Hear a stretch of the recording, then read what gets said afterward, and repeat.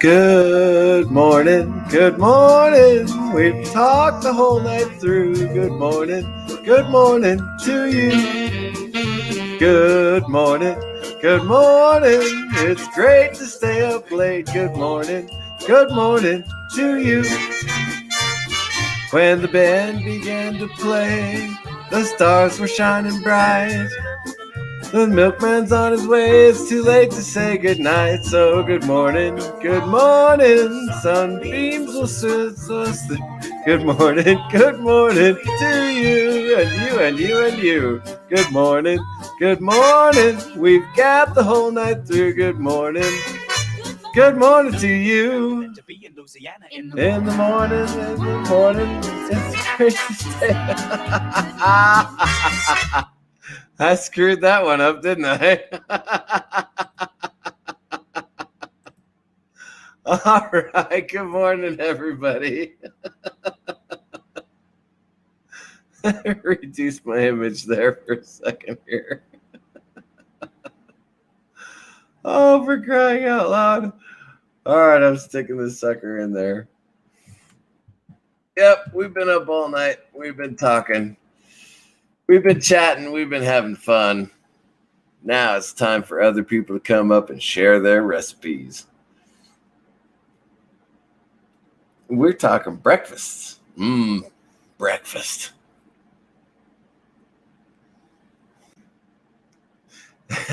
Captain Trek is the first man up. Right on. Good morning, Captain Trek. Good morning. How are you? Oh, I can't believe I screwed that song up. Getting ready for karaoke tonight? It's like I've been awake all night or something.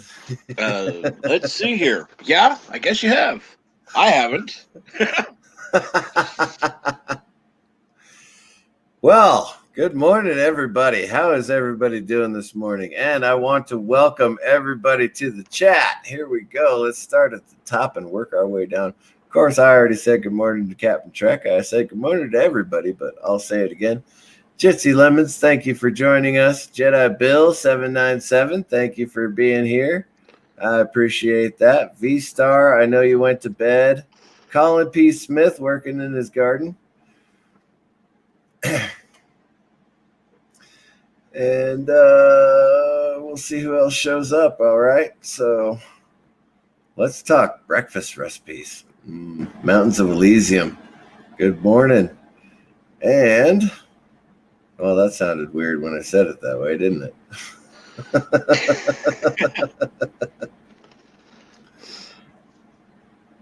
Oh, Mountains of Elysium is working in the garden. Colin P. Smith is in the chat. Okay, right. I got those two mixed up. My bad. Different parts of the UK. I can never keep them straight anyway. It's afternoon there anyhow, so hey. Yeah. All right, I'm going to share my very first and favorite recipe. This is how you make trailer park red-eye gravy. You know what red-eye gravy is? No, please tell. All right. It is sausage gravy made with coffee. Really? Oh, yeah. So you take 2 tablespoons. Well, I mean, you brown the sausage first, obviously. You know, so you take 4 or 6 links, however sausagey you like your gravy, right? Right. You got your biscuits made already, so you don't have to worry about that. So you take your 2 tablespoons of flour, your 2 tablespoons of butter, and you turn that into a roux real quick. You toss the sausage back into the pan, and then you pour 1.5 cups of coffee in there. And boy, oh boy, that is the best red-eye gravy I've ever had. Instead of 1.5 cups of water or 1.5 cups of milk, you pour 1.5 cups of coffee right in there, and there's your red-eye gravy. Brilliant. See, I've never done it with coffee. I tend to use milk.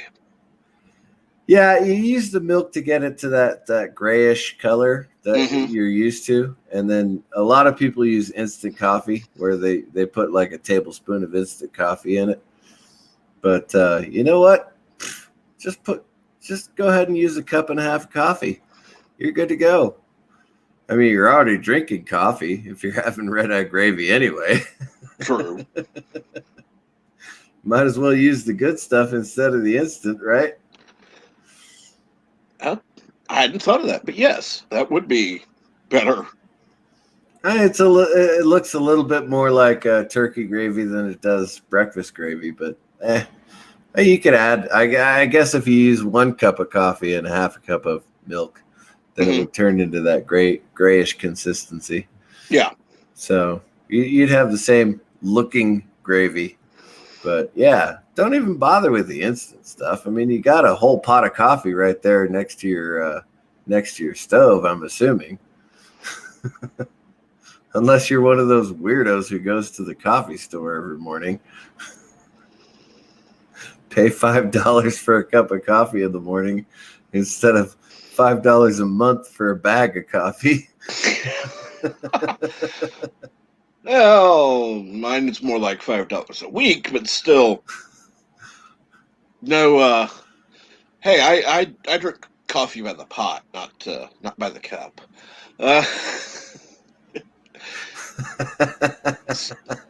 Yeah, me too. As a matter of fact, I got several more cups on the fire right now. Oh, cowboy coffee. Have you ever had cowboy coffee? Cowboy coffee? No, I can't say I have. Oh my. Let me tell you how to make cowboy coffee. You're sitting around a campfire and all you have is a Dutch oven. So what do you got to do? Well, you got to make coffee, right? Right. So what you do is you take a whole bunch of water, a couple gallons of water, and you take an old white gym sock. And you fill that sucker up with the ground coffee, and you tie off the top of the old gym sock, and you throw it in there. And when the gym sock disappears, the coffee's ready. Ah.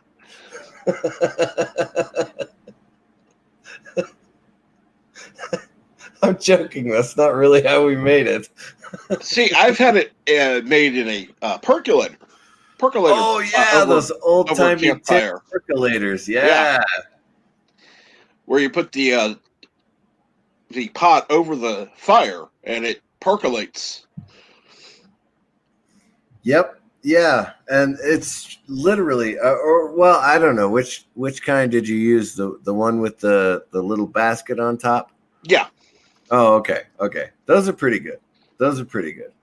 I actually like the ones where you literally just put the grounds and the coffee in at the same time, and you just let it boil for a little bit. Take it off the fire. You crack an egg in it, and that egg will act as a filter, so it will keep your grounds from, it'll keep some of the grounds from going into your coffee cup. Not all of them, mind you, but some of them. But you remember those old cowboy movies with John Wayne and all them? Oh yeah. And they drink a cup of coffee and they get it down to the dregs and then they throw the rest out. And I always wondered about that until I had to actually make my own coffee over a fire once. And then I went, oh, that's why they did it. That makes actually a lot of sense. Oh, yeah.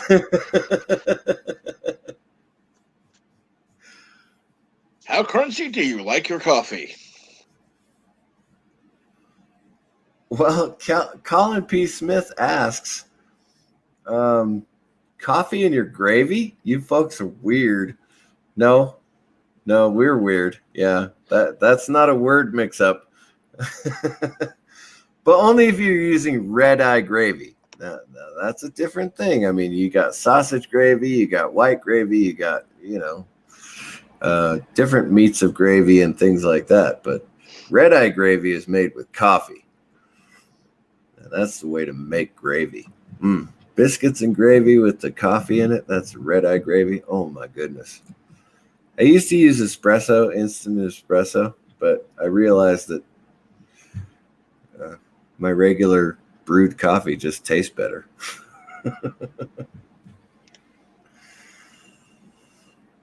Man, I would spend an hour in the morning making breakfast. And then my ex-wife would get up and go, "Why'd you spend so much time and why'd you make a mess in the kitchen and why? And I don't like it. And I don't want eggs and I just want this. Why'd you make it with sausage instead of bacon? Ah." You know what? I give up. I'm not going to try and make you happy for breakfast anymore.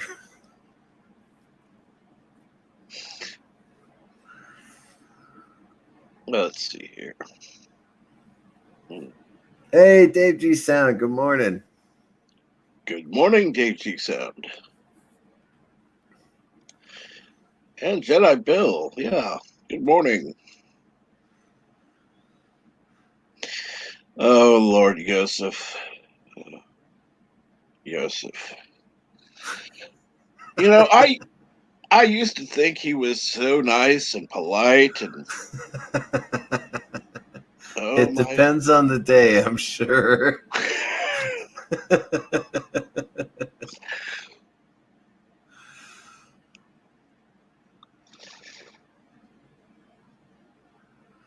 Ah, okay, yes. For our fellows, our friends across the pond. Yes. It's not cookies. You don't put gravy on cookies.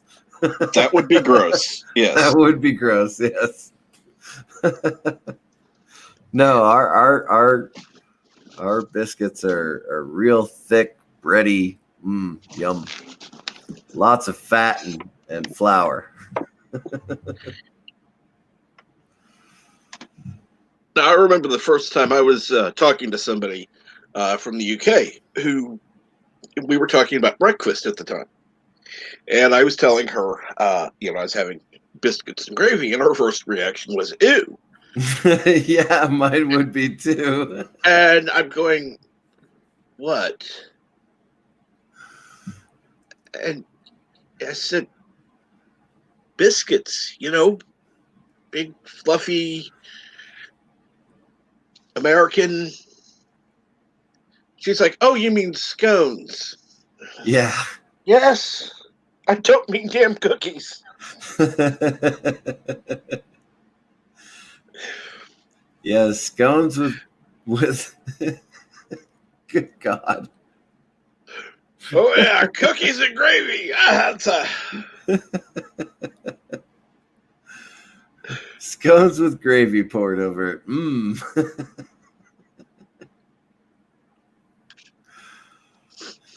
And buttered scones with tea.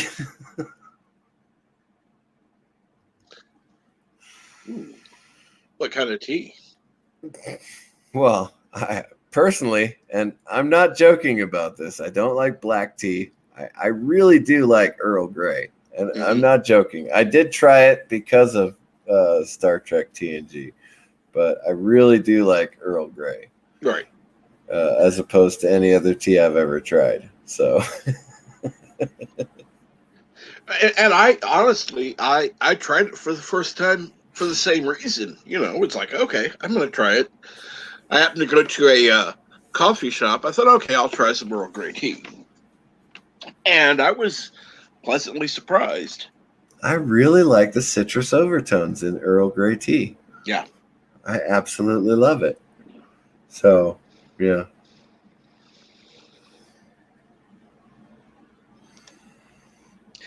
So what other kind of breakfast do you like? Because obviously you're not going to be spending every morning making a breakfast like that. Oh, certainly not. I'm not sure if our friends across the pond and Yosef there know what chorizo is. Chorizo is a Mexican sausage, or there's a Spanish version too, but it's a very hard sausage versus, I should say a cured sausage versus a softer. Jeez, no matter how you say that, it turns out bad, doesn't it? Could be worse. Could be worse. But Mexican chorizo It's a very, very spicy sausage, and it's Right. made from pork or beef or whatever the case may be. But it's got a lot of the chili powders and things like that in it, and so you cook that sausage up first, and then you add a few eggs into it. You can either eat it by itself or add it to a burrito. Mhm. That's my way to do it. Is put it in the burrito. Oh, chorizo and egg burrito. Oh, yum.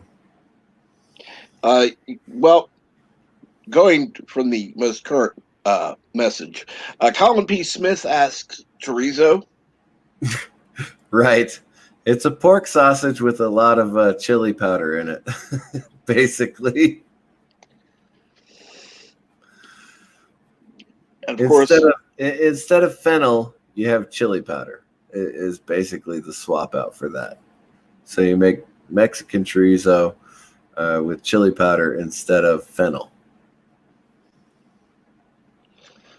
oh Lord, I don't know how to describe it any better than that, but chorizo, yum. would you put Yosef's comment up, please?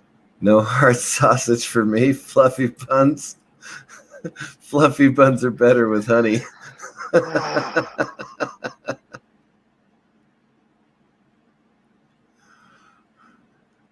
Well, we know he likes fluffy buns. That's good to know. Colin, you've been alive for 1,500 years. How are you more of a coffee? Well, I suppose if I've been alive for 1,500 years, I'd go with coffee rather than tea as well.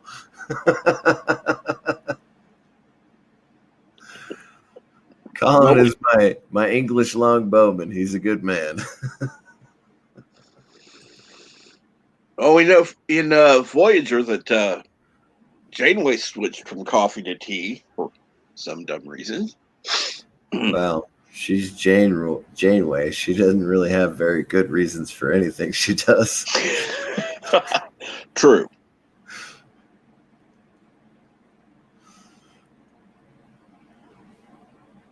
Oh, Jitsi Lemons eats chorizo during the day. I like the Spanish version in when I make paella, which is not a breakfast meal. Well, unless you've been up all night, then you can eat paella.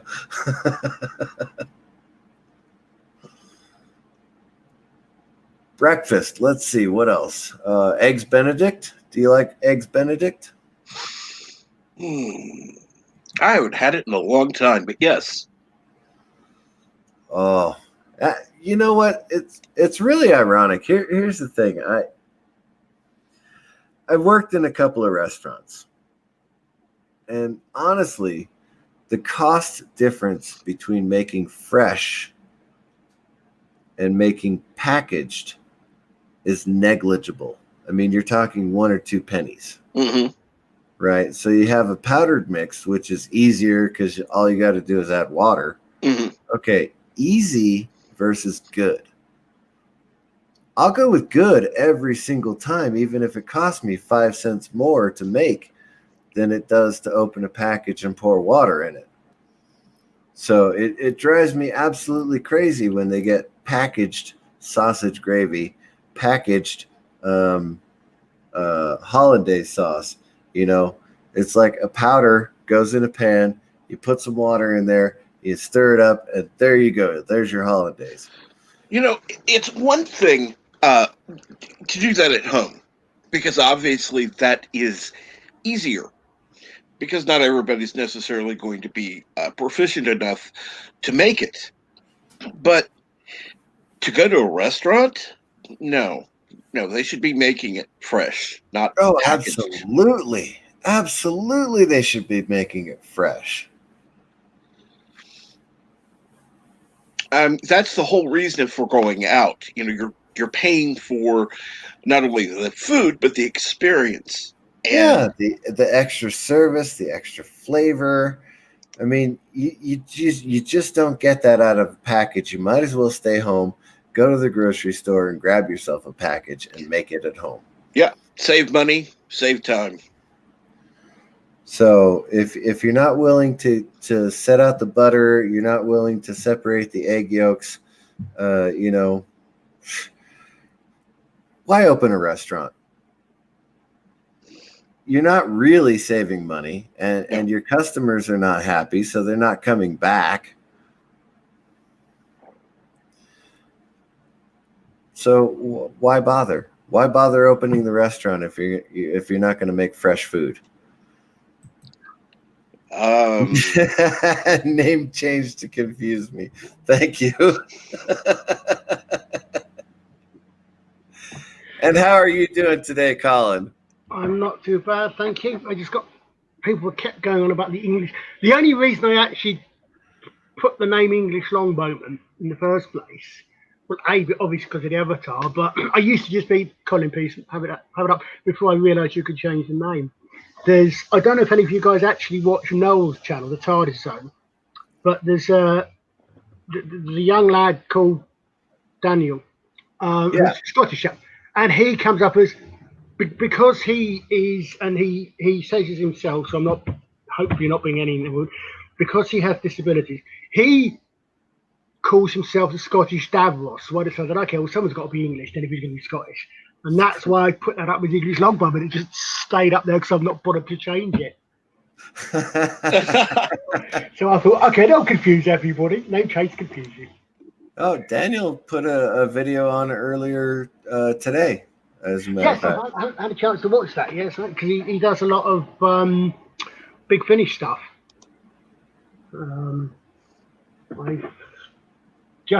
They finally released the I love it when Noel gets really, really angry. Yes, he does at times.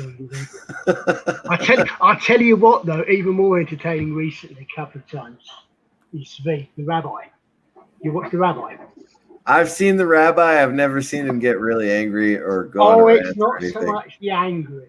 He gets very weird. Oh, okay. In as much as, well, honestly, I don't know if he's still married either. No, that's not for his. Obviously, his family always taking it. He takes the cat with fabric, but he's a really nice guy. But he does get a bit angry. He gets very, what's the word I'm looking for? Condescending towards a certain segment of quote fandom, unquote.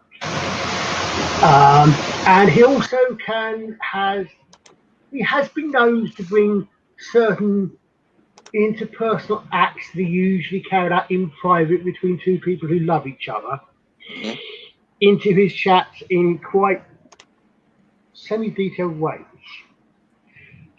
He was taken a bit yesterday out of an article that someone had written, and he was saying all these people basically they just need to get laid.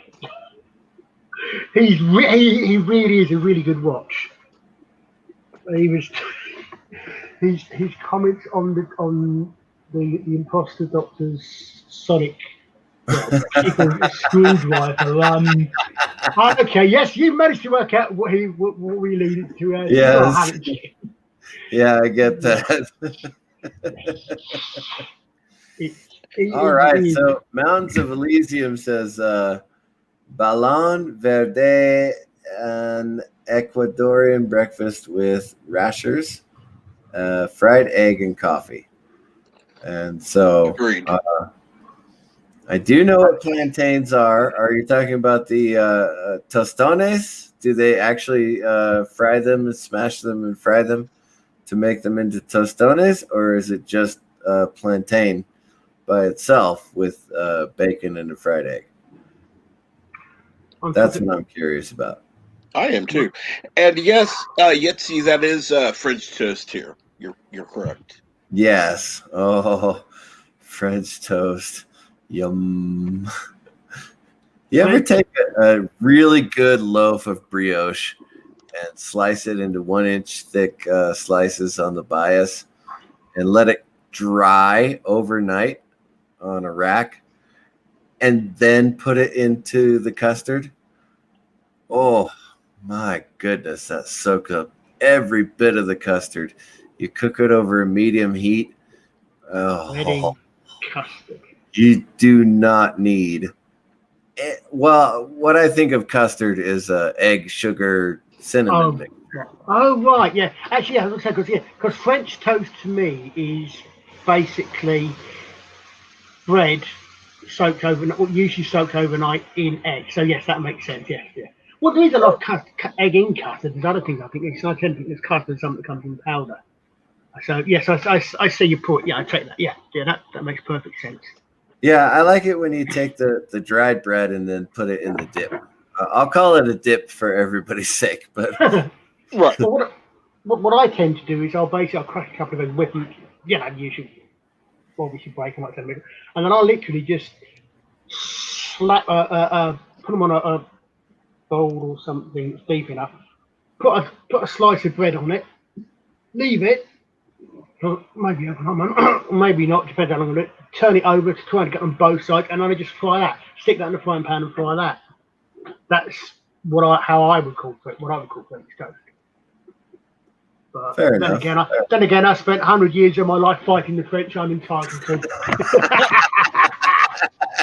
You cook with what you can get. Exactly. Yes. Yes. The Epic Beard says he likes grits. I want to know, is it instant grits? That confused the hell out of me. The first.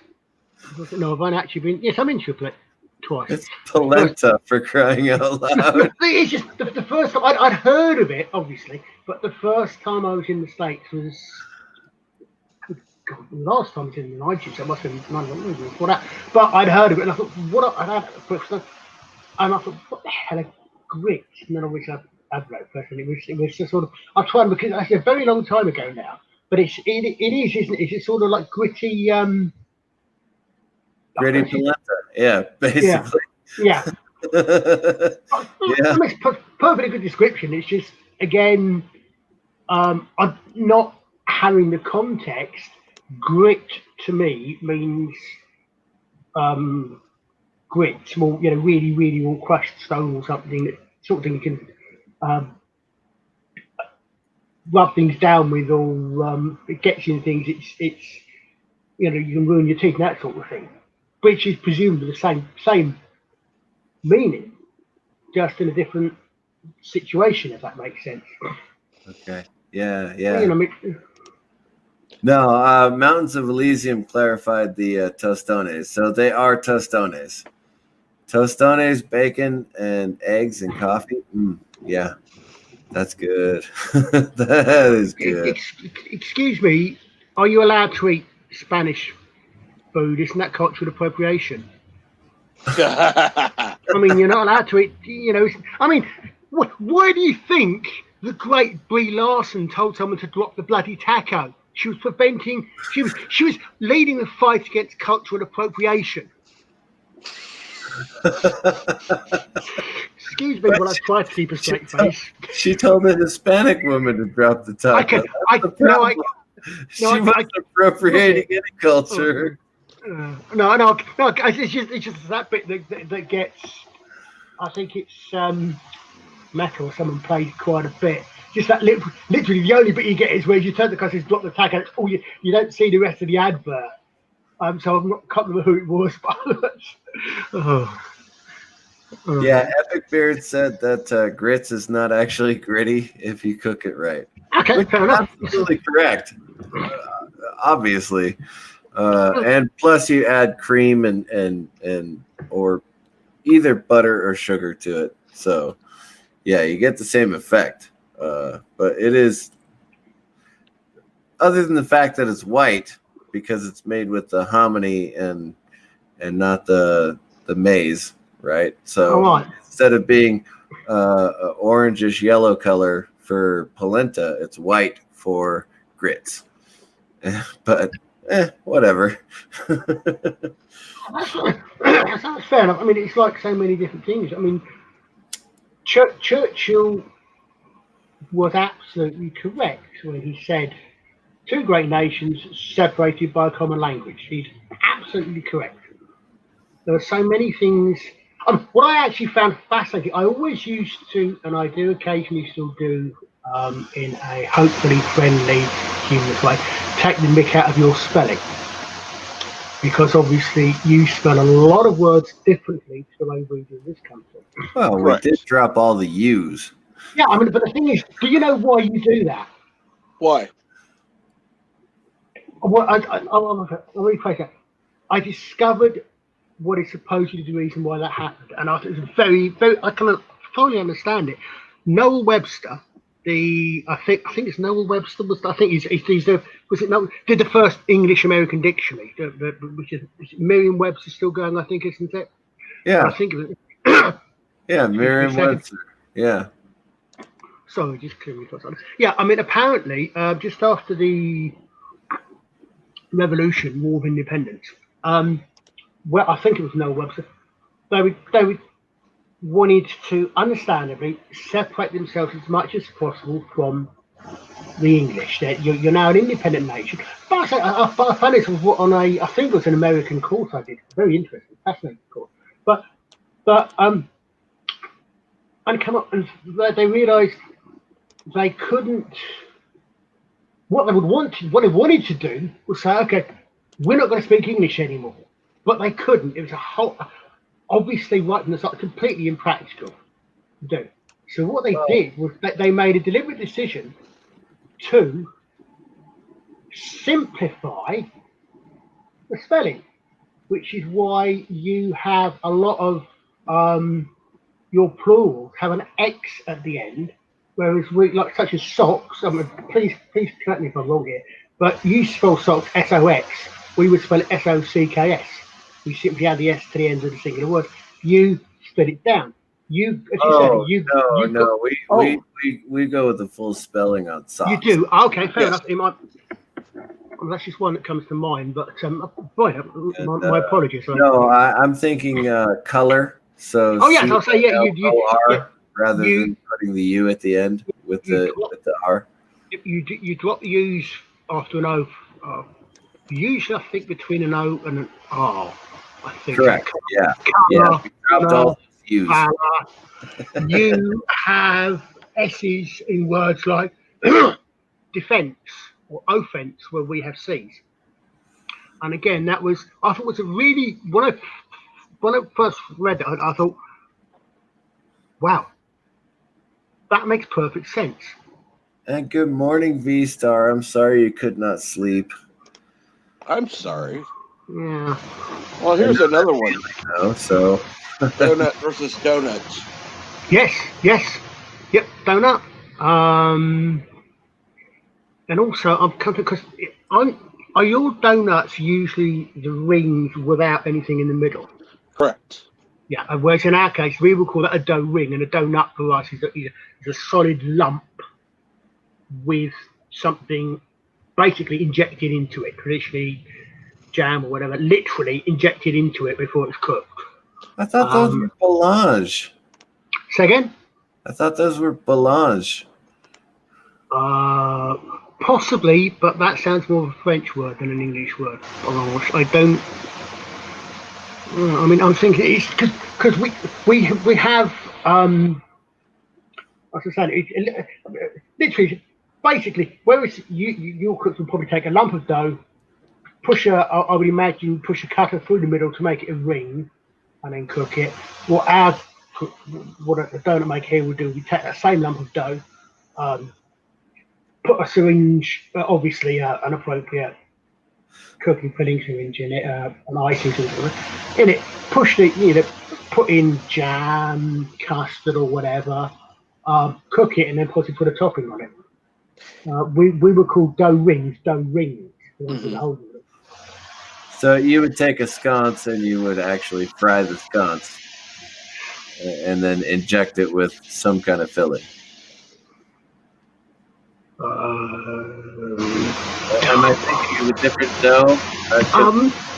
Yes, I think you're thinking of a different. I'm not a cook, but yes, I think you're a scone or scone, depending upon which your pronunciation is. Yeah, is more. Because here in the United States, scones is a very hard biscuit. Well, yeah. Yes. You dip in your coffee to soften up so you can eat the damn thing. Yes. It's something again. I was trying to think what we would call that over here. A scone for us is what you have with cream tea. A scone is it's bread, but it's a particular type of bread. Again, sorry, I couldn't tell you the details. I buy the food, I don't cook it. I have no idea how to make them. If I do, I buy the packet mix. And Right. I'm by no means. But as often as not, we will have fruit such as raisins in it. You may have cherries in scones. Okay, so that's scones. Yeah, scone or scone. It's different pronunciations. Although, actually, interestingly enough, do you read Terry Pratchett at all? Terry Pratchett's Discworld series. I've read some Terry Pratchett, but not a lot. Okay, I'm going to risk of getting confusingly lectured. When there is a reason for this diversion. When basically it leads to a humongous great pun of a joke I will now. When an a British monarchy is crowned, they are crowned in Westminster Abbey under which is the Stone of Destiny or the Stone of Scone. The Stone of Scone. My apologies to any Scotsman speaks listening if I'm mispronouncing that slightly. I think it's the Stone of Scone, which is now, I believe, back in Scotland. There's a lot of people do, but the Stone of Scone, Stone of Destiny, is something upon which sits under the seat of the throne when a monarchy is crowned. Okay. In the Discworld, the dwarves have this thing called that they have really, really hard bread. Right? Correct. Yeah. Including battle bread, which is so hard you can throw it at the enemy. one of their weapons is so hard it is called the Scone of Stone. You know, it's funny because we call that hardtack. Yes. We have something similar to that in. I'm thinking back a long way now. Certainly in the old compo rations in the military, we had something very similar to that. What I presume you would call breakfast. Sorry, breakfast. Biscuits. It's massively confusing when you start trying to talk. Think about it. I mean, the same language meaning different things. Exactly. It can be horribly confusing. Like I said, great. Bacon biscuits. Well, I mean, there are many differences between British English and American English. Yeah. Like you don't know what sport's called football. Hey, actually, I do. Football is played with hands and not feet. Doesn't mean a damn thing. All right. No, it's called rugby, and rugby is a game played by men with funny shaped balls. Oh Lord. Well, you got lift versus elevator. You've got flat versus apartment. You've got. You've got a whole bunch of different words that mean different things to everybody. I find that really interesting because, I mean, along with history, I'm really interested in language and how language changes over time. I'm a big idea, and I'm aware that the major influence, certainly at the moment, and again, please forgive me, I'm coming at this from an outside viewpoint, your good selves, on American language is probably Spanish. I mean, you're talking, for example, a lot of the food you're talking about, an obvious example comes in from Spanish American, from South America and major Central America, etc., up to Mexico. You've got that because you've got your borders, because you've got the history with Spain in the southern parts of what's now the United States and all the way. So you've got a long history there. In English, we actually mentioned that earlier is the chorizo, right? So the difference between Spanish chorizo and Mexican chorizo. Well, the It- Mexicans kicked It's Spanish out, spiced didn't they? pork sausage, right? But Mm. it's a different consistency. Mm. So you have a cured sausage in Spain, which is excellent for paella and other types of treatments. And then you have the softer, more pliable chorizo that I'm familiar with, having grown up in the Southwest of the United States. Yeah. So I mean, it's interesting. One of these, I find it fascinating. I mean, I always have to remember that when I'm thinking about this, that again, without in any way being disrespectful to a good self, your split in language is 300 years after the last major influence split in English here. The last. oh, that's right. You had a lot of French influences. Yeah, exactly. One of the things that I always find it really interesting example of how it all Sorry, works. I'm sorry. I'll interrupt you just for a second. Sure. Welcome, Jeff B. Thank you for joining us. Good morning, Jeff. That's not Jeff Bezos, is it? Richest man in the world. I doubt it. Actually, no, come to think of it, given what he is, my apologies, I did not intend any insult, Jeff. Poor guy must be really bored if he's on this. Oh yes. That just slipped into my mind for no obvious reason. I mean, actually, food is something we quite often, certainly when I'm doing historical events and that, use as an example of how language and what affects and changes languages. Because obviously, as you say, English has a lot of French influence in it. A perfect example of how this can affect and how language can change and how social things can change is food. Because for let me think, for about almost 300 years, the royalty and the aristocracy in this family was French or French descended. In fact, the whole reason for the 100 Years' War was that the French decided they didn't want Edward III to be, or they didn't want Edward III to actually take the throne of France, even though he was actually technically the next in line. So they invented a law that said you couldn't inherit through the mother. But that's beside the point. For a very long time, you had English nobility, aristocracy, had lands in England and in France for a long time. Yeah. So they were culturally French. Okay, so yes, Norman French, so they were actually Vikings, but effectively speaking, they were culturally linguistically French. They spoke French. And Jeff B says, not the rich one. So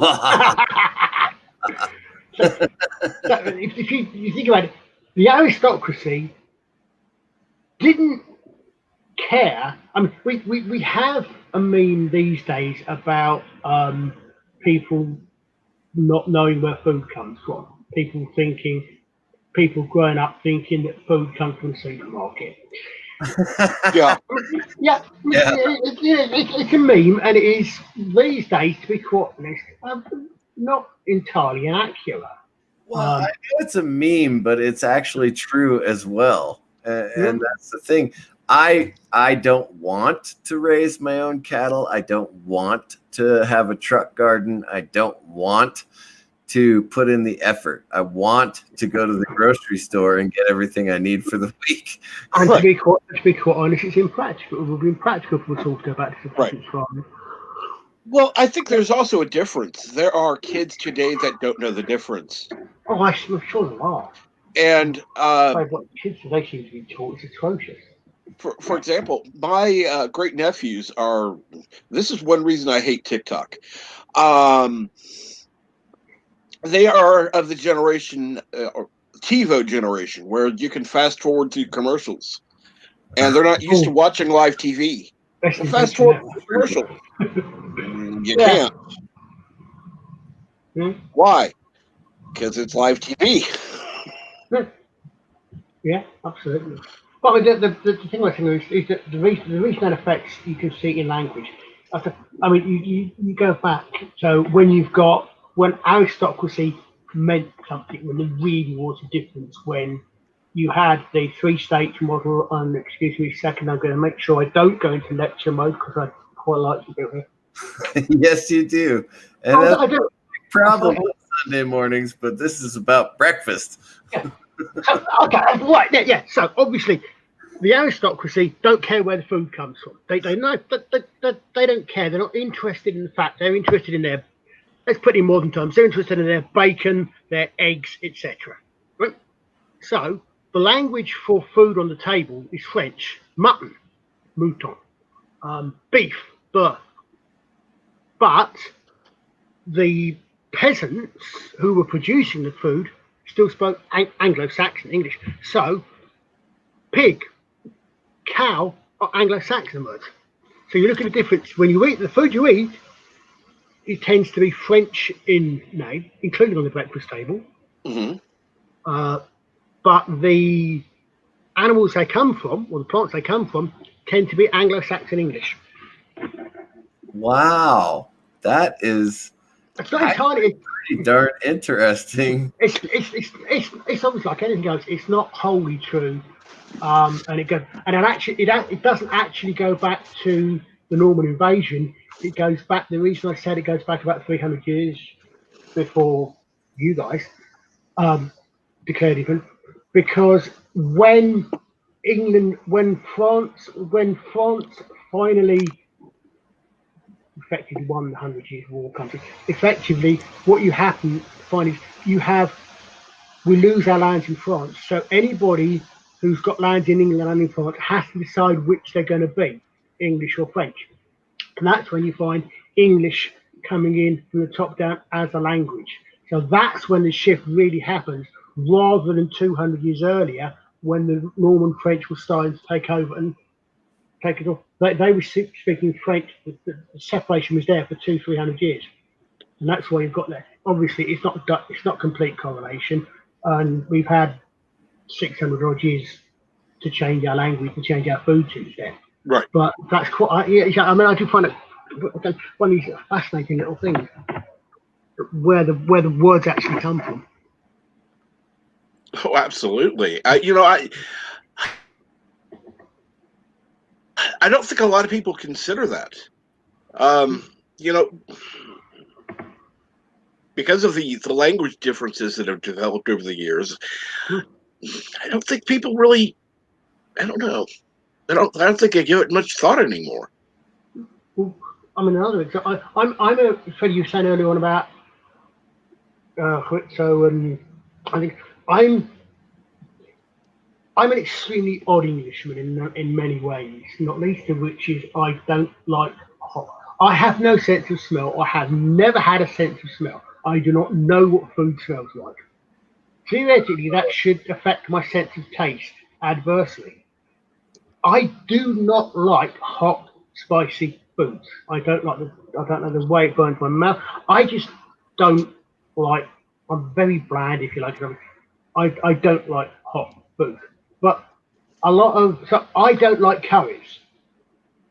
So there you go. I'm an Englishman, born and bred. Can you taste the difference, though? Say again? Can you taste the difference? Yes, I can. That's the thing. I don't like I can taste hot, spicy food. I don't like hot, spicy in the technical term. Okay. Yeah. But yes, I can taste it. I can taste the difference despite the fact there's no sense of smell. But again, a lot of your food words, and now obviously the ones that come in here, are Spanish. For instance, when I make chicken vindaloo, all right, just as an example, when I make chicken vindaloo, it's extremely mild compared to the commercial versions I've tasted. So lots of curry powders, but not it's more the mild versions of them. rather than anything. And a lot of milk, by the way. A lot of milk goes into that recipe for me. In my case, usually after I've accidentally taken Right. a mouthful of something quite spicy. Well, we all like different things. Yeah. I don't like spicy stuff either. I'd prefer flavor over spice any day. Right. Or heat, I should say. You're talking about the Scoville scale, and I'd like everything to be in the green zone for the Scoville scale. Green goes good. I don't mind going a little towards the yellow, but not too high. I totally you said it's interesting. I said my idea, my favourite breakfast, especially when I'm not working. I'm not working. I used to go fast from McDonald's on the way to work, and would be sausage and egg McMuffin and hash brown. But do you know what's really interesting about burgers?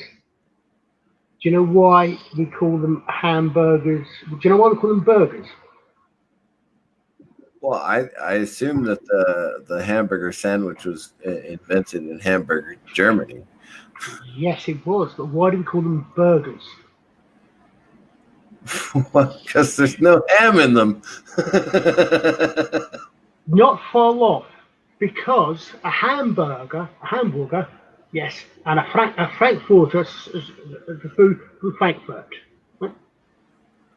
We imported the hamburger. But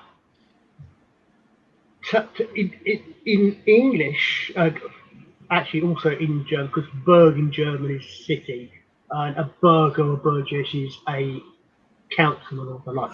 Oh, right. Okay. But that's partially incidental. A hamburger is a meal, a dish that was popularised in Hamburg, came from Hamburg. No ham in a hamburger, not much ham in a hamburger.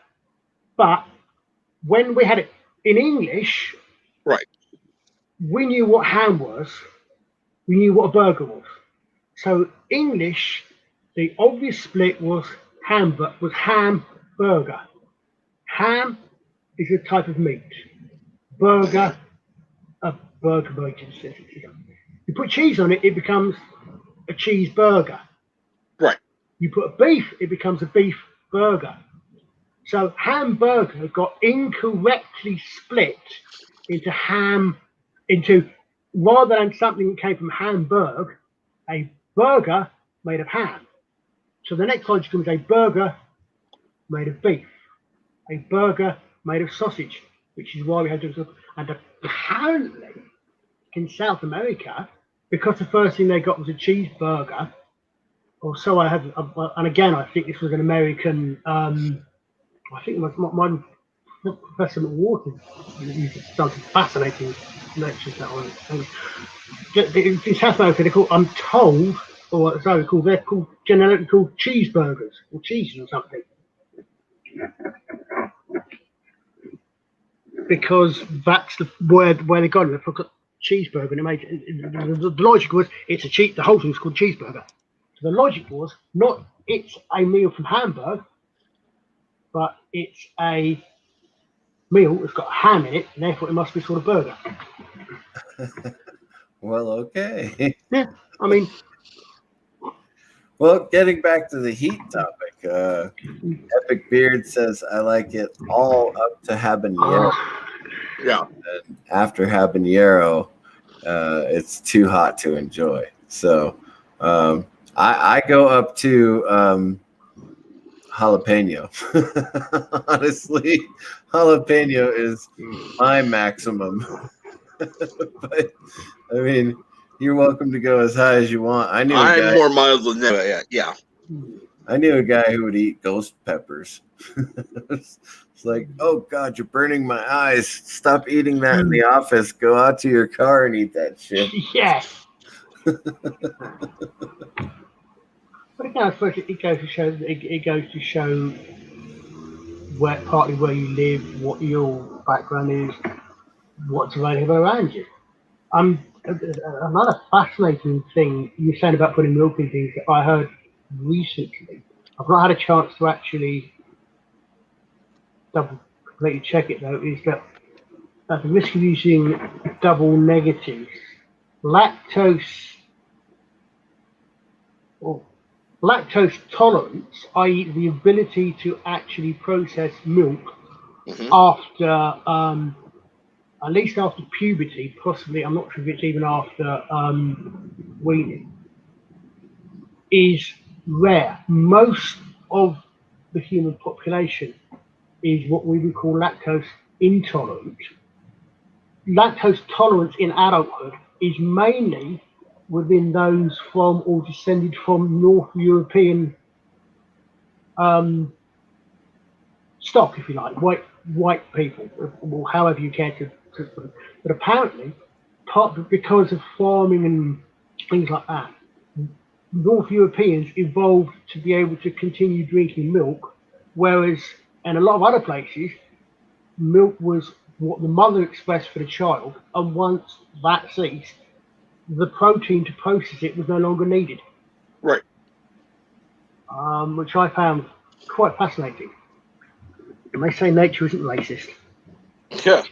But I mean, as I said, unfortunately, I've not actually had a chance to see if I can find anywhere to actually chase that up and confirm that. But I found that sort of really interesting.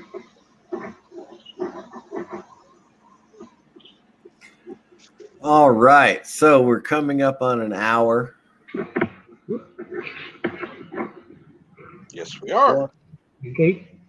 This really flew by. This was a lot of fun, guys. I really appreciate it. We had a great time talking about food and culture and languages. Oh, holy cow. And how the languages apply to the food. So this has been a fantastic chat. Fantastic panel. You guys have been great. And I thank you so much for this. It's been a lot of fun. I've enjoyed myself. Yeah. And, I'm always a bit worried I'm going to slip over into lecture mode too much.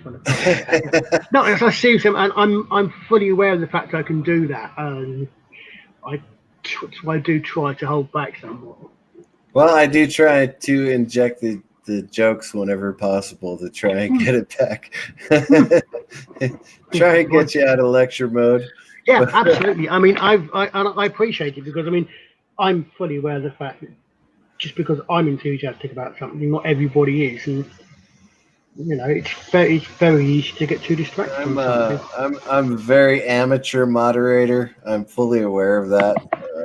I'm not a great moderator by any means, but at the very least, I can try and keep things on track as far as that goes. So, oh, absolutely, and quite honestly, you're very good at that. Thank you. I appreciate that. But I really do appreciate everyone's input, and thank you all for joining us today on the Morning Blend. I will be here again tomorrow morning for Morning Blend Bible study. Woohoo! So at some point today, I actually have to study the Bible. Yeah. I've got to possibly watch some doctors and possibly And also depending on timing watch. Don't forget about tonight, Mr. CCTV. Yes, tonight Rambling Canuck is going to be hosting karaoke, and then I will be hosting the after show for karaoke starting midnight Central Time, United States. So if you all wake up early on Sunday morning and you want to sing a song, come on to my channel and you are welcome to do so. Make sure it's a karaoke version, of course. It has to be a karaoke version, of course. Most of what I know is actually in ancient, in Latin medieval, not the Codere karaoke. Bird of Prey came in at the very last minute. Poor Bird of Prey. He missed all our food talk. Oh, I know.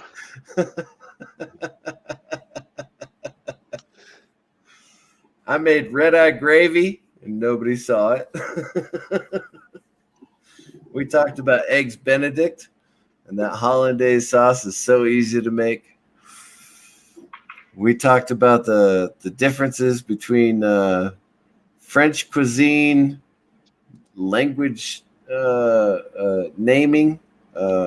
We talked about tostones. Tostones. Yum. Oh my goodness.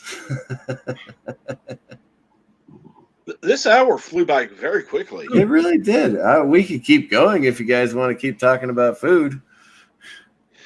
Well, I personally, I tend for a simple breakfast.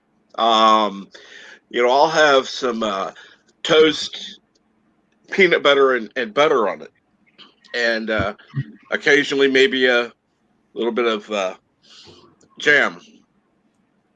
One of them continental breakfast types, huh? Yes. Very simplistic. Now, I do appreciate. In fact, when I was in the hospital last, I had a I don't remember what it was. Some kind of a Spanish omelet. Oh God, that was wonderful. But there was another omelet I had. Oh, Southwest omelet. Ooh, good. Oh, with the but normally green bell peppers and onions. Ugh. Gross. Green bell peppers, onions, mushrooms, what are they? Hash browns. It was everything, and it was absolutely wonderful. But I prefer a very simple, coffee and scones type thing.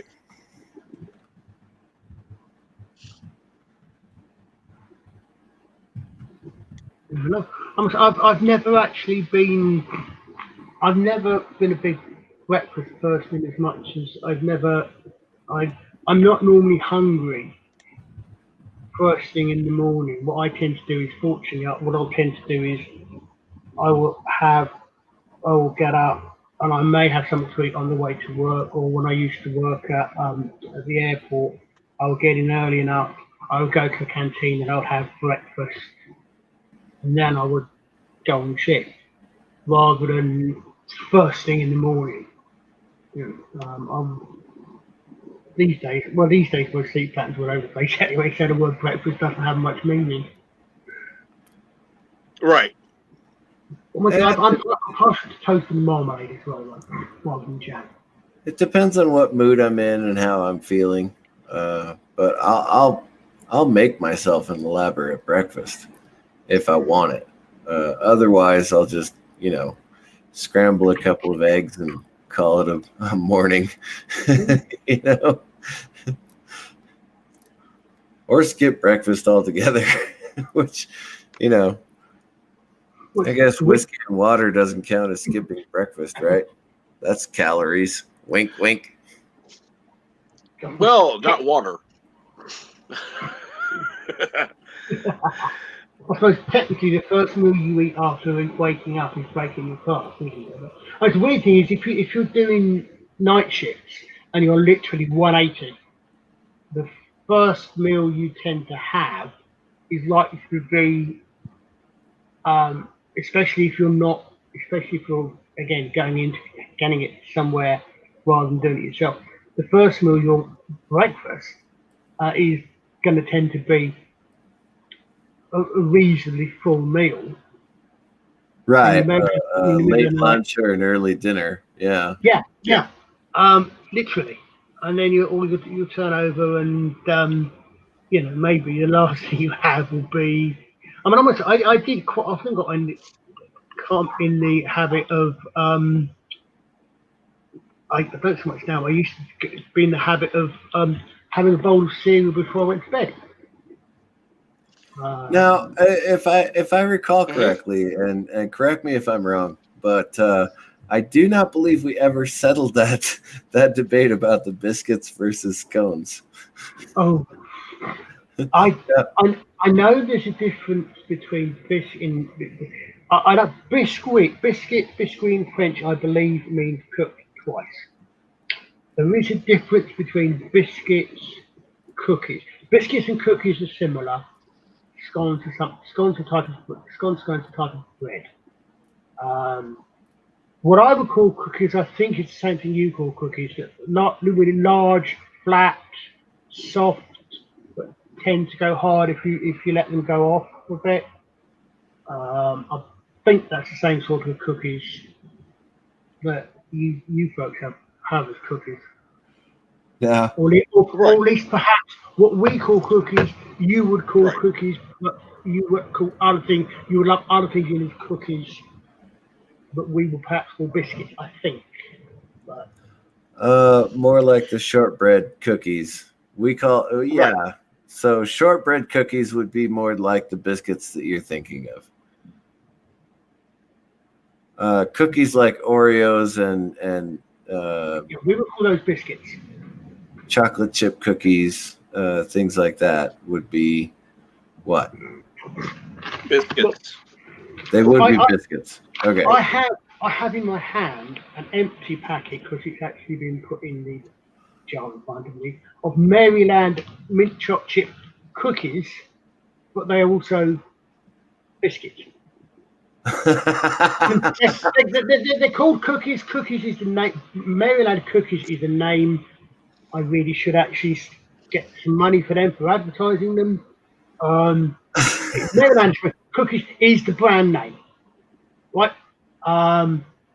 But they are actually, I'm just possibly thinking about it, is in size. I mean, these biscuits, I could. They are perhaps an inch and a bit across. Cookies are going to be much larger, much more spread out, perhaps one might say. That actually, and these are definitely biscuits, even though well, to me, these are definitely biscuits. Cookies are definitely something, I should say, flatter, usually quite soft.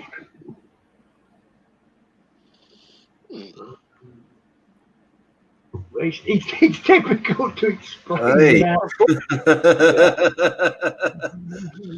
Doing a Google search. This is a biscuit. This is a cookie. In English, that's probably the only way to do it. Take a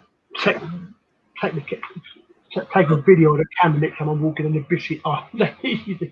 Thank you, Bird. And Mountains of Elysium would like to say a full Irish breakfast. Sausages, which are the casings, like full, sausage. Rashers, which of course is bacon. Black and white pudding. Now here's my problem. Those just look like sausage patties to me. Correct. And so they're called puddings, which in my mind is a sweet dairy-based product. Right. But in the picture of a full Irish breakfast, a pudding is a sausage patty. So it's really difficult for me to get my head wrapped around that. And then you've got the white and the black pudding, the black pudding being made with blood. So it's difficult for me to get my head wrapped around all of that. We also have a thing. I'm not sure. I'm sure you've got it. I'm not sure called suet pudding. What we make dumplings out of. The sort of dumplings that you have in a stew. That is suet. I can't remember. Which I believe actually is. I've got a feeling it includes animal fat. Lard. Yeah, possibly. Yeah. Sort of thing. I know the reason description, but that is definitely savoury. But yes, as you say, pudding, something you have after dinner, usually sweet. Although, yes, but it's odd. It's another one of these words where you've got pudding as a particular specific recipe, if you like, or like sausage. I can't understand how you can have a vegetarian sausage because to me sausage is by definition meat. But sausage, I mean, personal opinion, but sausage is a type, a specific recipe. Right. Yeah. Pudding, in the case of a suet pudding, or etc. Is again is a type of recipe. Pudding as a class is something usually sweet that you have after a main meal of savoury. So your turkey dinner or whatever, and then you might have apple. In American terms, and again, please excuse me for being something generic. Your roast turkey dinner, which is dinner. Your apple pie and custard or whatever is your pudding. So from that point, but again, pudding has a specific. Also, English is not the most precise language in the world. Let's be honest about it. I would say it's pretty positional. Hey, good morning, Mark the Infinitely Tired. Oh, you've gone back to being tired. You unvoided yourself. He's been infinitely voided recently. Yeah, he's been unvoided. He's been unvoided again. Good to hear. Now, a Scotch egg is a hard-boiled egg that has been packed into a ground meat and then usually sausage baked. Meat. It's a hard-boiled egg in sausage meat, which then has breadcrumbs on the outside. Yes, that's it. Well, there ain't nothing wrong with that. If it's Scottish, it's got no. Oh, no. Actually, no. I've got to be confused because Scotch is a different thing. Scotch is different to Scottish. Scotch whiskey is a Greek. Scottish is a nationality. Scotch is a nationality. I was going to make a very bad joke about if it's Scotch, it's got to be fried. But I don't really want to know the Scotch that much. But, no. Yes, it should say Scotch egg. Oi. You're having trouble with it yourself. I'm having trouble with words, yeah. Oh, that's too funny. Although Scotch eggs are usually eaten cold. Oh, that's kind of gross. Congealed fat kind of makes me go, eh. I didn't know that. Yeah, I'm trying to think about it. I don't think, and I'm certain Beard or someone may well be able to correct me on this, but as far as I can remember, I've never come across them hot. They're normally when you buy them, they're normally in the refrigerated section because obviously meat and eggs need to be kept cold. We'll see you later, Mountains of Elysium. Have a great day or evening. Day. Yes, see you later. Yes, evening. Yeah. Yes. One of those. I give up. I'm just going to talk American from now on. Have a good relevant time period.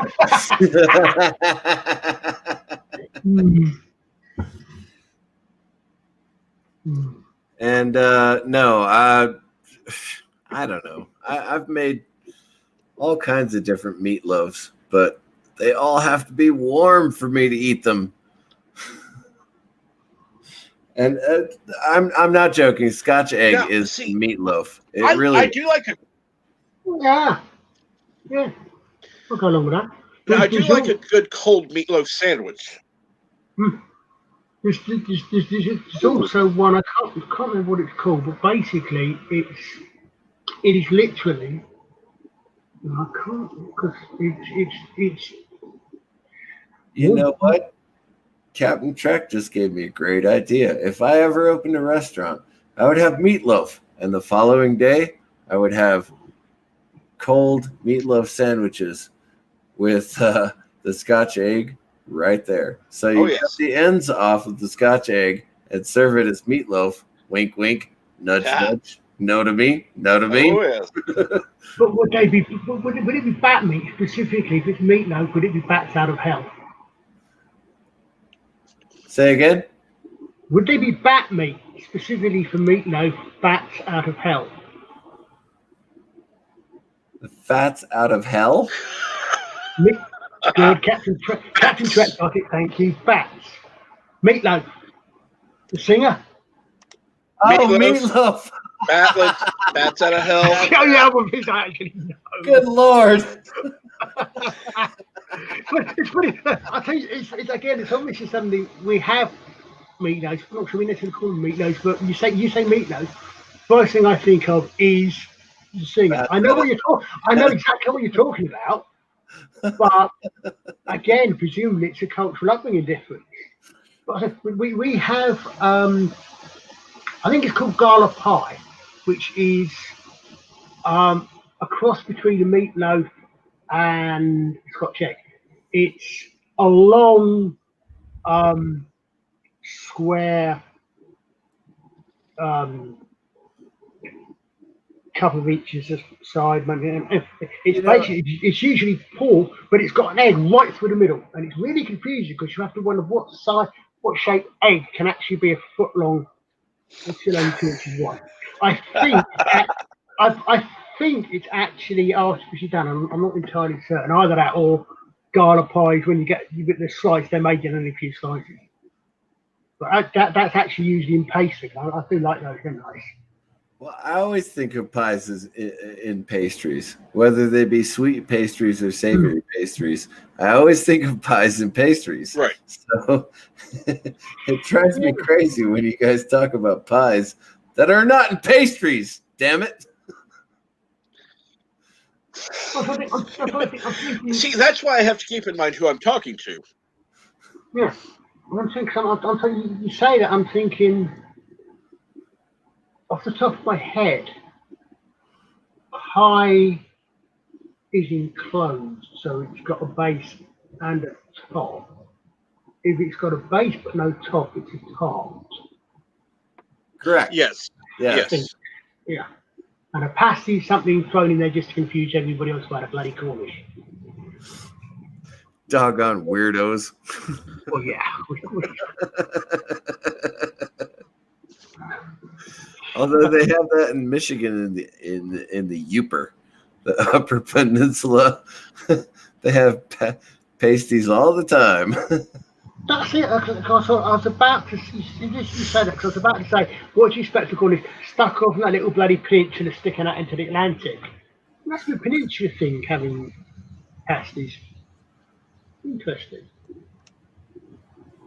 coincidence that in both places. There's all kinds of weird stuff over here in the U.S. Oh, dear boy, yeah. And it's all regional. I mean, that's the other thing. That's another thing that can be confusing. Is in a way, the U.S. is not simply one country, but more like the EU. Although it's under one government umbrella. It isn't quite that simple. And we're independent, yes! Well, as of the end of this year, we'll be fully independent. But yes, I take your point, Captain. I take your point entirely. Oh, the Epic Beard said pasties are normal in Michigan as well. So, in fact, I would say that the EU wanted to be a European version of the US and failed a bit abysmally. But sorry, right. Yeah. Now, down here in the Southwest, we call them pot pies. Yeah. Same in the Midwest. I mean, it's funny we say that. I mean, I have to admit, and again, please, gents, don't take offence. There is or there has been a view from outside of Americans that you can be somewhat insular simply because you don't have to go abroad for almost anything. Almost any climate, you've got somewhere in the States. You don't have to go. In England, we have to go abroad usually to go skiing, for example. You go to somewhere like Colorado. Mm-hmm. Aspen comes to mind, from my point of view. So yeah, I think you've got what, 3 time zones? I mean, local difference is a bigger part. I think. Okay, so if you take the Southern California area as an example, And I if I have the option, I will never go back there. But if Gary Nerdrotic's getting out as soon as he can. as an example, you can go to the beach in Los Angeles in the morning and go surfing. And so you go out there on your surfboard and you go surfing in the morning and you're like, woohoo, yay, let's have fun.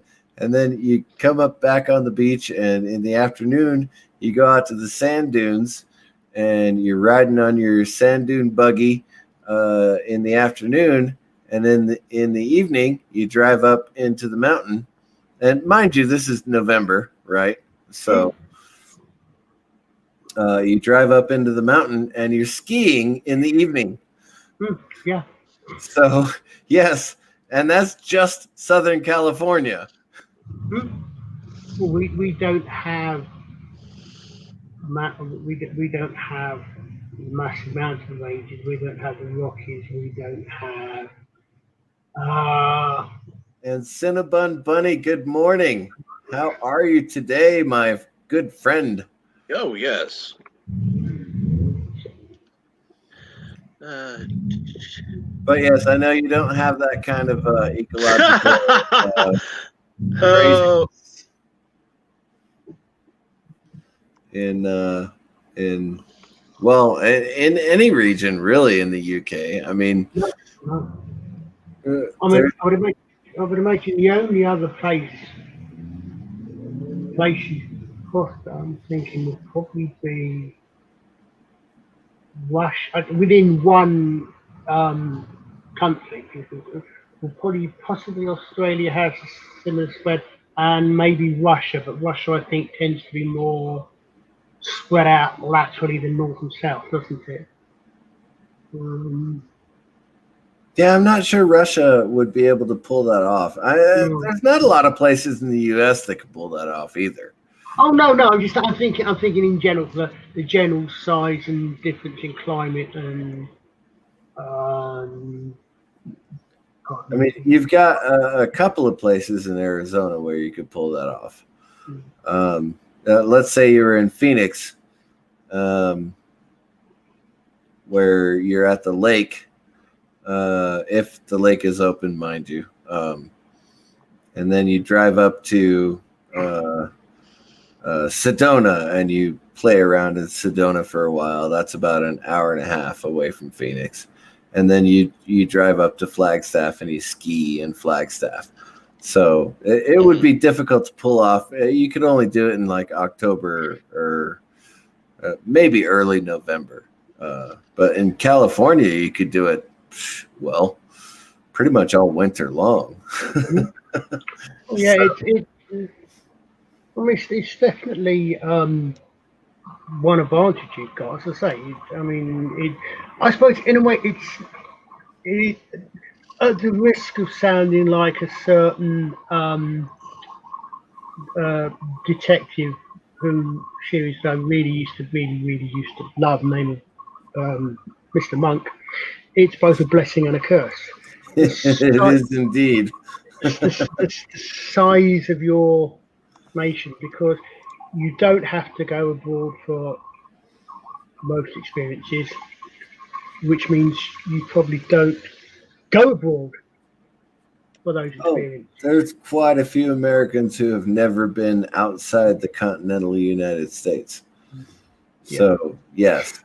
And it is a fairly homogenous society here in the U.S. So, I mean, you go to the East Coast and you see a Hardee's instead of a Carl's Jr., but it's the same sandwiches on the menu.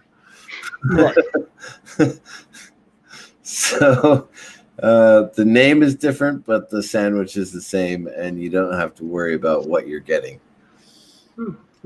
Versus, if you go to Germany to live there for a few years, then you got to figure out what you're ordering to begin with, and then try to enjoy it when it comes to the table, which a lot of times, Germany is a very Western country as far as that's concerned.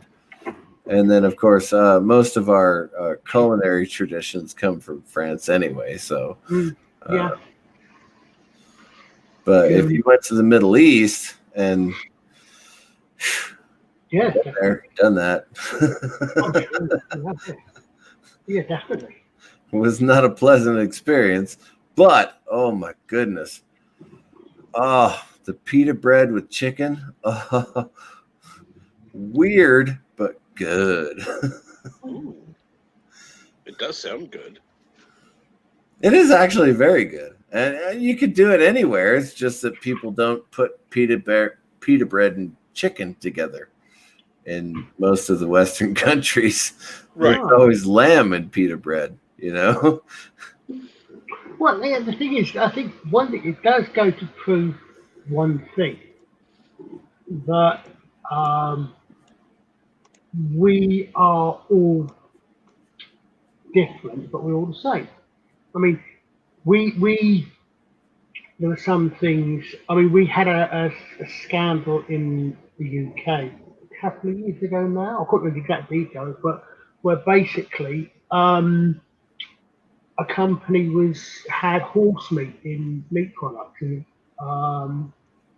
and to the English that is horse meat, whereas I believe it comes across some of the continent, it's a normal dish. Right. Goat isn't necessarily something we, again, obviously, I'm mainly coming from an English, British angle rather than generally Western. Not necessarily something we might eat, although I think that's coming in now as we get more and more used to other cultures. Whereas, again, in some places, they eat goat possibly more than sheep. And I did mention Kay Golgi several hours ago on the Insomniac Soup, and Kay Golgi is literally dog. It's dog meat, and they're raised to be meat animals. Well, there's sorry, yes, God. And then, of course, you've got the Asian countries where they have insects, large insects that are eaten as just a way of life. Right. So, all right, Jeff B. We'll have a great day. We'll see you all later. And if you want to sing a few songs, come Have a on to great day, Jeff B. karaoke later on tonight. Coming.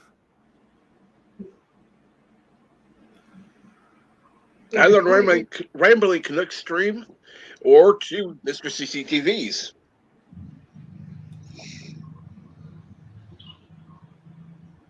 Yeah, I need to set up my next two streams, don't I?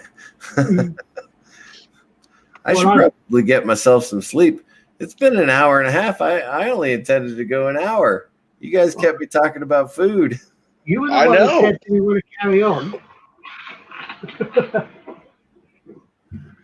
Yes. Food. So, this first Doctor Appreciation stream in about half an hour. Now that what's that, Captain Trek? Well, I just wanted to thank you for letting us continue to talk. It's been fun. Absolutely. Oh yeah, sure. I know we've gone way past breakfast foods at this point. Oh yes, it really has been a fun morning, and I want to thank everyone who's been here. And for crying out loud, Parrothead just showed up. Barbecue. Oh Lord! Doesn't have a room to. No, it doesn't. Does it? We can discourage Parrot. No, he asked a valid question, so I have to answer it. Good Lord.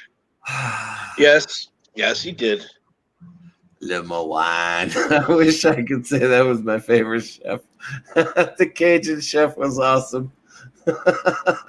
We used to have a TV chef, food presenter in this country. I cut off. Was it Steve Floyd? and he was famous for having wine with all his dishes. And one of our comedy shows used to take the Mickey out of him. And Fish, you poured that wine on fish and drank it. It was a very clever, very funny, very affectionate Mickey take. But to answer Parrothead's question honestly and seriously, Alton Brown is my favorite TV chef. And he had Good Eats for 10 years, and then he hosted Iron Chef America. He's supposed to be coming out with Good Eats reboot.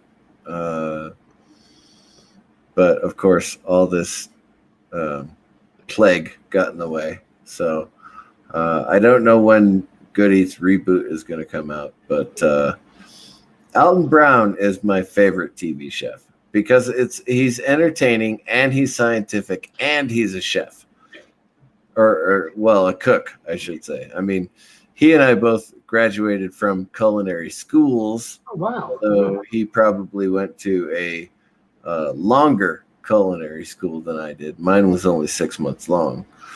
Right.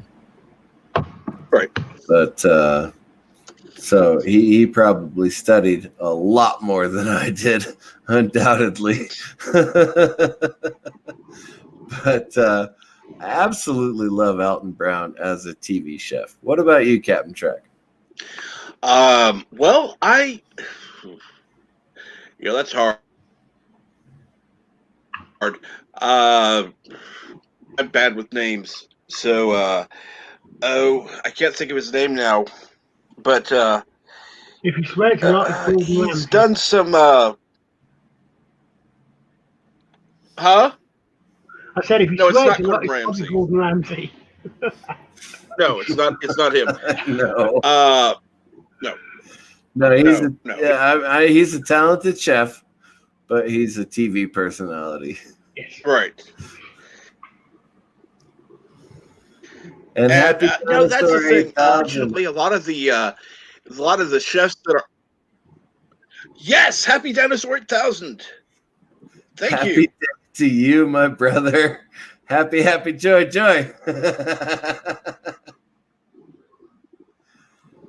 And yes, Parrothead, I do watch those live streams with Alton and his wife. And when his wife is playing bass now, I'm like, oh, come on. I played bass better than that when I was a little kid. Yeah. But they sound great together, and I love it. They really do have a lot of fun in the kitchen together. So, you know what? That would be a great TV series if Alton and his wife went on a show together and did a show together. That would be a great TV series. I think it would. But I don't think either the cooking show or cooking agree. channel or the Food Network would put it on. Why is that? It's not dramatic enough. It's a lot of fun to watch on YouTube, but it's not. There's no like, oh my God, what are they going to do next? Like, who's going to be the winner of this round? Or, Yeah, exactly. It's not dramatic enough on a channel called the Food Channel. Right, exactly. Yeah. You'd think you'd want to get some recipes off of that channel. You ain't would gonna think. get any recipes off that channel anymore. No. But I do like it. I do like watching him cook with his wife, and it really is a lot of fun. Sorry, Captain Trek, I interrupted you. Parrothead. Oh, no problem. Parrothead, with all the stuff you send me, why don't you send me a link to that YouTube? A video of them cooking. That would be good to watch. But as far as chefs, a lot of them anymore have become more TV personality than a chef. Oh, yeah, absolutely. But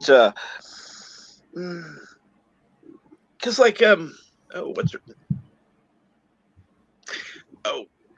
I can't think of her name now. She has a show like everybody does anymore. Rachel Ray has some chefs on who I like to see, but I can't think of his name. And but he was one I used to like to watch, but he's become more of a personality now than an actual chef. Mario Batali. I don't know. It's kind of lost its enthusiasm. Yes. I don't watch the Food Network or the Cooking Channel, either one of them anymore. Right. No. And that's the same thing with HGTV. I used to like to watch HGTV for they really used to do home improvement stuff. Yeah. You know. Let's see here. There was a reason they were called Home and Garden Television. Right. And now it's just, oh yay, let's have a contest to see who can have this backyard garden. There seems to be a lot of that these days over here as well. We've got, I haven't watched TV in ages. But I know a lot of the shows. We used to have. I don't know. My mum used to watch. There was a chef who had either Saturday or Sunday morning TV show, which was around cooking. And from what I can remember seeing of that, Martin something. He did actually do cookies, but a lot. Again, there was celebrity. It wasn't really competition. But yeah, there does seem to be a lot of that. As you say, a lot of sort of home makeover and cooking competitions, and as you say, against the clock, this and dramatic that, and reality TV, which is so thoroughly scripted, it's unbelievable.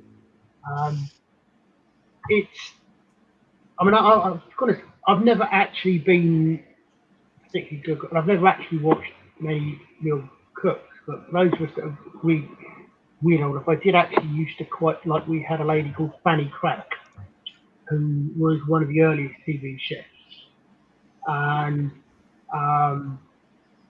if you want to talk about TV chefs becoming perfect, I suspect possibly the first one who did the personality crossover was one Graham Kerr, Galloping Gourmet. Probably the first one that actually went on from simply being a cook to being a personality, I think. Well, certainly that I recall. Obviously that's one that I remember that came over this side of the pond. Epic Beard, I think you may be thinking of Bobby Flay, the barbecue guy. Mm-hmm. And he's become a TV personality as well. The only one who hasn't is Emeril Lagasse, and he doesn't have a show on either one of the channels anymore. No. He's still a chef, and so they cut him. Well, see, that's the thing. He is a chef, and not wanting to fit into that whatever you want to call it of TV personality.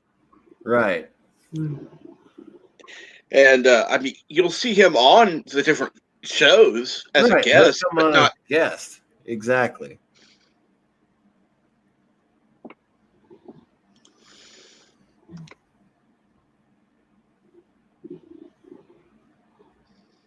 Yeah.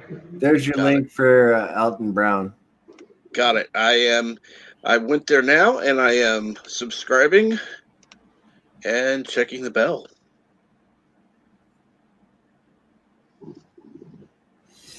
Good stuff. And he actually has Quarantine Kitchen, and it's pretty fun to watch his Quarantine Kitchen. It's very reminiscent of the Good Eats.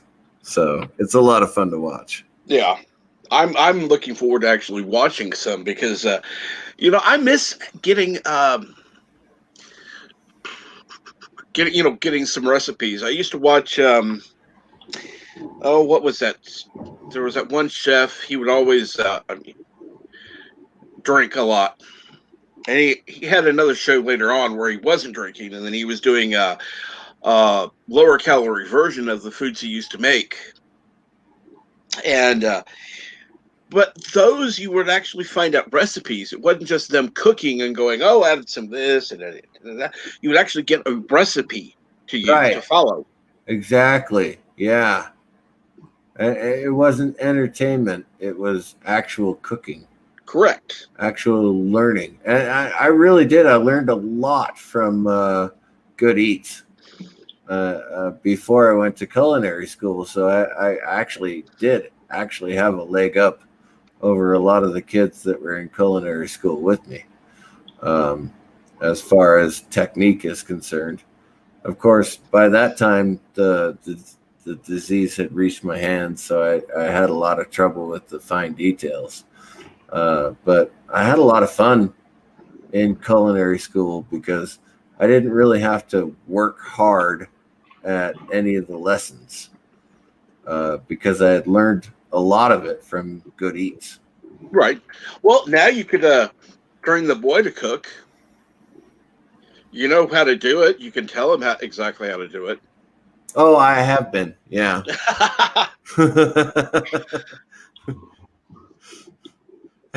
I keep having to estimate in my head because really I pour the spices out into my hand and then pour them in and then drop it in the pot or the pan or whatever it is. It's like, okay, that's how much. So I have to think like teaspoon, 2 teaspoons, tablespoon. How much do I pour? Okay, tablespoon. Put a tablespoon in there.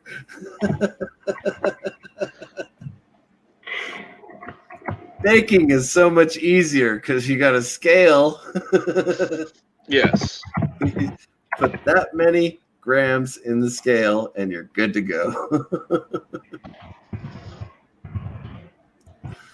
Yeah, it's funny. I'm thinking about. I mean, I went to school I went to secondary school, what you call high school, in the early 70s, and I went to an all boys school. But when I was 14, we had massive change in this country, and it went to becoming what's now a sixth form college. So, I'm not, I can't. We never actually counted in stages the way we used to count first year, secondary, so year 11, 12.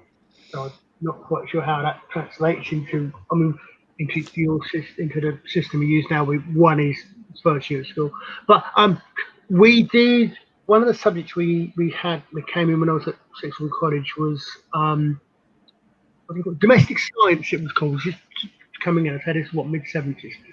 I just, and what it was basically cooking and cooking and needlework effectively. But I mean, the way I said what I wanted to do the course, the one okay, as I put it, I wanted to know how to boil an egg and sew on a button because at 15 I didn't know how. Well, I did know how to do both, but you know, unfortunately, the only one I could actually get into was the more advanced one, which I would say was cordon bleu cooking and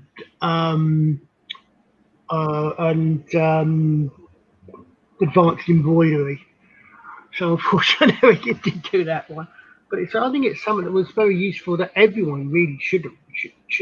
And I was actually all in favour of that sort of thing being taught in school. At least basic. You know what Robert Heinlein says? Every man should know how to sew his own buttons. Every man should know how to darn his own socks. Every man should know how to cook his own meal. Doesn't mean he should do it for himself for the rest of his life, but no. Oh well, we could go on all day if we bring Robert IH into it, couldn't we? We could. We should probably do a dedicated stream for Robert H. Heinlein. Actually, yeah, it's interesting. I mean, I was talking to. I mean, I don't know if you know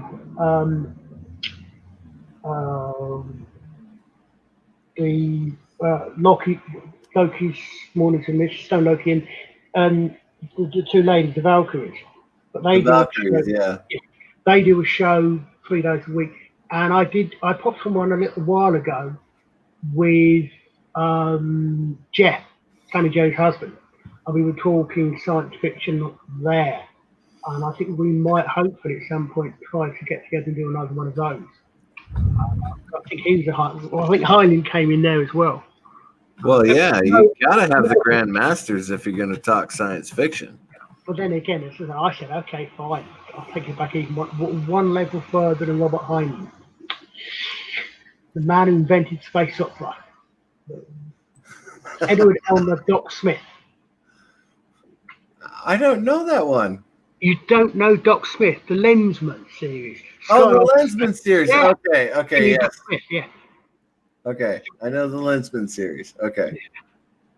Civilization's historian and the rest of it. I've literally now just placed my hand on the GURPS Lensman role-playing supplement. which actually they do something. We're way away from breakfast now, but they do something really clever in there. They actually come up with several reasons, several workarounds for his 1920s, 30s attitudes towards society and towards women in particular, and how to integrate that to modern. Well, I mean, it's about the 70s or the 80s, but to then modern sensibilities. And oh my goodness! Oh. I mean, it's very cleverly thought through because, of course, he's coming at it from a certain point of view, and a point of view which these days would be considered extremely problematic and patriarchal. Yeah. I actually saw a review of Stranger in a Strange Land. Oh my God, I've only ever read that once. In which, well, this is science fiction for another day. Anyway. Yes. Yes. I think we could go on. Yeah. Next Saturday, science fiction. That could work. We could do that.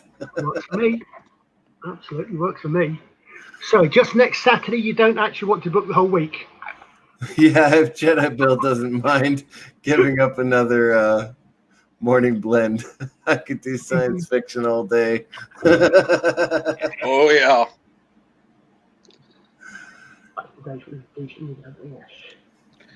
I'm sure he won't mind. He'll probably have been up all night, so most likely could probably use his sleep.